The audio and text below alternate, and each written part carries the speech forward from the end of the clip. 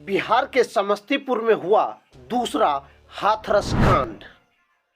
आधी रात्रि को पुलिस ने मिटा दिया वो सबूत।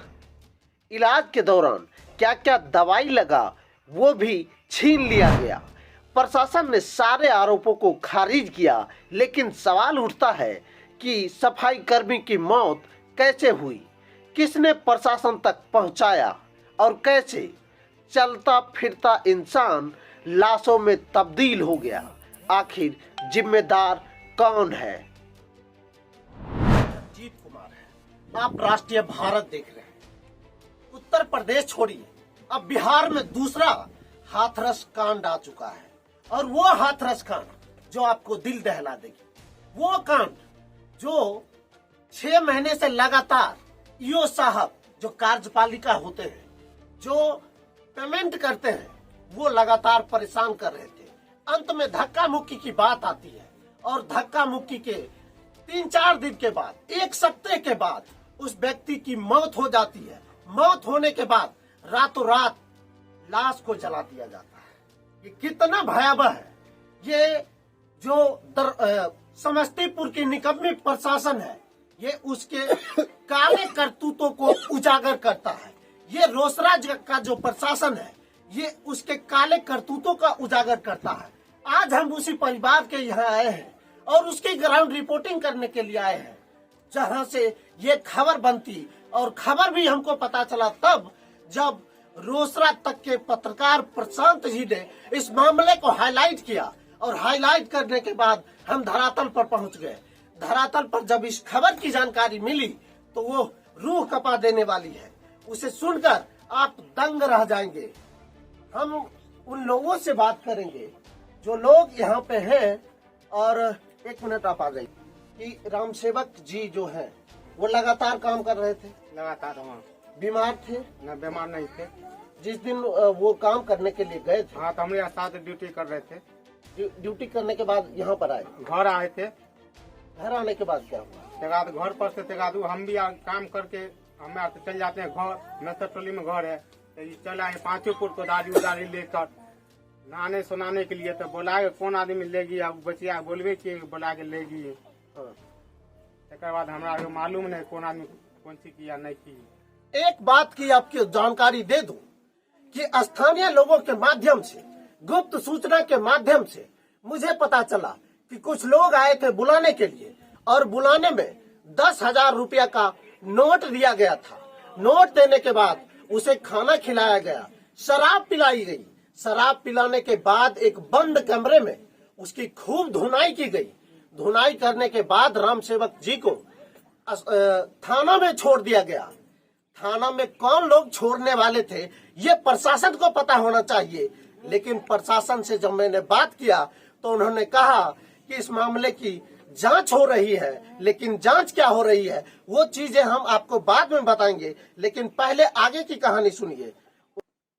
उसके बाद सर की जी के काल हो गए तो के जी के परसों, हाँ 3 तारीख का 3 तारीख का रोराबाजी और हुआ था थाना पर। जुल्लू शासन निकला था, तो 3 तारीख का रोराबाजी और सब थाना पर सब महिला लोग भी पकड़ लिया था, मारबो किया है। 6 गो महिला, 4 गो मर्द है, 4 गो लेडीज है, 10 गो पकड़े हुआ है। दूसरी जानकारी आपको दे दूं कि जब यहाँ पर आए थे उसके बाद पेमेंट नहीं मिला। जब ये लोग जब पता चला कि उनके साथ मारपीट हुई, मारपीट के बाद थाना पर गए थे या पहले?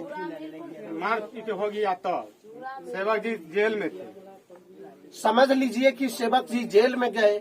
जेल जाने के बाद ये लोग थाना पर पहुंचे। इनका ये कहना है जो चीजें सामने आ रही है वो भी हैरान कर देने वाली है। सवाल उठता है कि जब वो अनुमंडल अस्पताल में गए, अनुमंडल में कितनी अधिक पिटाई की गई होगी जो उसे समस्तीपुर रेफर करना पड़ गया। समस्तीपुर से फिर उसे दरभंगा में रेफर करना पड़ गया। दरभंगा से वो पटना पीएमसीएच जाते हैं, उसके बाद उनकी मौत हो जाती है। यहाँ तक तो मामला ठीक था, लेकिन उधर से वापसी के में हिंदू धर्म के कौन से ग्रंथ में लिखा हुआ है कि रात्रि को लाश जला दिया जाए, और वो भी घर में किसी सदस्य को पता नहीं, एक दो सदस्य को यहाँ से प्रशासन के जिम्मेदार लोगों ने उठाकर ले गया और ले जाने के बाद वहाँ पर लाश जला दी गई। घर वाले को पता तक नहीं था, घर वाले ने लाश को देखा तक नहीं था। आखिर ये हाथरस का दोबारा कांड बिहार में नहीं है तो क्या है? हमने प्रशासन से भी जवाब मांगने का प्रयास किया, लेकिन प्रशासन सिर्फ जांच का बहाना बनाकर टाल दे रही है। हमारे साथ कुछ आए हैं आदमी जो इनकी आवाज को लगातार उठाने का प्रयास कर रहे हैं। हम उन्हीं से जानेंगे कि सर आपको क्या लगता है? इस घटना की जानकारी आप लोगों के मार्फत, समाचार पत्रों और सोशल मीडिया के मार्फत से हमें कल जानकारी मिली। उसके बाद हम लोगों ने संपर्क साधना चाहा तो इनसे संपर्क या इनके परिवार या किन्हीं कर्मियों से संपर्क नहीं हो पाई। फिर पता चला कि जो ये यहाँ से रेफर किए गए थे पटना में, इनकी मृत्यु हो गई। तत्पश्चात महासंघ गोप गुट ने घटना की विस्तृत जानकारी उपलब्ध कराई, जिसमें पता चला कि नगर परिषद कर्मियों की इस जिले में 6 महीना से वेतन अवरुद्ध था, जिसके लिए ये लोग लगातार आंदोलन कर रहे थे। 4-5-6 दिन पहले भी इन लोगों ने आंदोलन किया था और कार्यपालक पदाधिकारी के साथ इन लोगों की नोकझोंक हुई थी वेतन के मुद्दों पर। यह गंभीर बात है कि जिस दीपावली और छठ में बिहार सरकार सभी कर्मियों को वेतन देने की बात करती है, वहीं सफाई कर्मी का ही वेतन अवरुद्ध था और रोसड़ा के कार्यपालक पदाधिकारी इतने निकम्मे और अहंकारी हैं कि उन्हें वेतन के मुद्दे पर वेतन देना चाहिए, समझौता करना चाहिए, तो उल्टा आंदोलनकारी को पुलिस से, गुंडों से पिटवाते हैं और ऐसी पिटाई होती है कि ये सदर अनुमंडल अस्पताल में उसकी इलाज नहीं हो पाती है। ऐसी पिटाई थी कि यहाँ से रेफर किया गया और सदर अस्पताल समस्तीपुर में इनकी इलाज नहीं हो पाई। ऐसी पिटाई थी कि इनकी इलाज सदर अस्पताल समस्तीपुर ने भी रेफर कर दिया डीएमसीएच, और सुनने में आया कि डीएमसीएच ने भी इन्हें तत्काल प्रभाव से पीएमसीएच रेफर कर दिया। पीएमसीएच में इलाज के उपरांत इनकी स्थिति नाजुक थी और कल इनकी मृत्यु हो जाती है। इनकी मृत्यु के पश्चात अभी आप लोगों के मार्फत से, इनके परिवार के मार्फत से पता चला कि इनके पुत्र को रात्रि के 2 बजे में प्रशासन के कुछ लोग आए थे और बुला के ले गया और दाह संस्कार करवा दिए। इनके परिवारजनों की, इनके समाज के भी किसी लोगों की कुछ जानकारी नहीं है। मैं अजय कुमार, जिला सचिव महासंघ गोप गुट, बिहार सरकार को इस घटना के लिए ध्यानाकृष्ट कराना चाहता हूं, माननीय मुख्यमंत्री को ध्यानाकृष्ट कराना चाहता हूं और यहाँ के निकम्मे, अहंकारी, भ्रष्ट कार्यपालक पदाधिकारी और पुलिस को बदनाम करने वाले यहाँ के थाना प्रभारी और उक्त पुलिसकर्मी और जो लोकल स्थानीय गुंडों से मिले हुए हैं, उनकी जांच करके थाना प्रभारी और कार्यपालक पदाधिकारी को बर्खास्त करें और इस पीड़ित परिवार को, इनके लड़का को सरकारी नौकरी, और महासंघ गोप गुट कहती है कि इनके आश्रितों को 50 लाख रुपया मुआवजा दे और सरकार तत्काल इस बातों को संज्ञान में ले। नहीं तो बिहार के जितने मजदूर कर्मी हैं, हम ईंट से ईंट बजा देंगे। महासंघ गोप गुट तो अभी वास्तविक घटना को देखने के लिए आई है। अब इस घटना के बारे में हम जिला से लेकर राज्य के सारे कर्मियों को अवगत कराएंगे और आंदोलन की एक नई रूपरेखा बनेगी। बिहार के निकम्मी प्रशासन को जवाब देना होगा और रोसड़ा प्रशासन 3 पत्रकारों पर एफआईआर दर्ज कर दिया है। लगभग जहां तक 72 नामजद है और 400 अज्ञात लोगों पर एफआईआर दर्ज है। उन प्रशासन के अधिकारियों से कहना चाहते हैं, आप आवाज को दबा नहीं सकते हैं। ये रंजीत कुमार है। अगर आप आवाज को दबाना चाहेंगे तो कलम की ताकत को आपने पहचाना नहीं है, जाना नहीं है। इसलिए आपसे अनुरोध है, प्रशासन के उन जिम्मेदार लोगों से अनुरोध है कि इन मामले की निष्पक्षता से जांच होनी चाहिए।